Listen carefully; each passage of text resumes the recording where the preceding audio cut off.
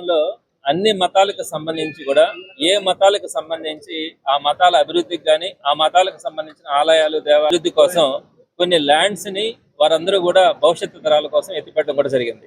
ప్రధానంగా హిందూ మతానికి సంబంధించి అన్ని దేవాలయాలకు కూడా దానికి సంబంధించినటువంటి ల్యాండ్స్ ఉన్నాయి. అలానే ముస్లిం మైనార్టీలకు సంబంధించి వాళ్ళకు వక్ఫ్ బోర్డ్ ప్రాపర్టీస్ ఉన్నాయి. అలానే చర్చిలకు సంబంధించి కానీ క్రిస్టియన్స్కి సంబంధించి కానీ వాళ్ళకు కూడా కొన్ని ఆస్తులు ఉన్నాయి.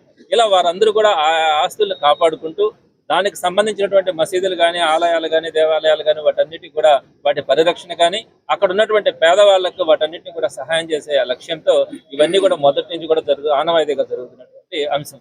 ఇది అందరికీ తెలిసిన విషయమే. మరి దేవాలయాలకు కూడా ల్యాండ్స్ ఉన్నాయి. ఈ రోజు మనం చూస్తా ఉన్నాం, అటుపక్క తిరుమలను చూస్తే నడి రోడ్లో పెట్టేటువంటి పరిస్థితిని కూడా గమనిస్తా ఉన్నాం. ఇటుపక్క చూస్తే మైనారిటీలకు సంబంధించి అయితే వక్ఫ్ బోర్డు ఆస్తులకి ఎక్కడా కూడా పరిరక్షణ లేనటువంటి పరిస్థితి. వాటిని ఎవరైనా కూడా ఏ విధంగానైనా కూడా వాడుకోవచ్చు అనే పరిస్థితిలో ఈ రోజు మనం చూస్తా ఉన్నాం.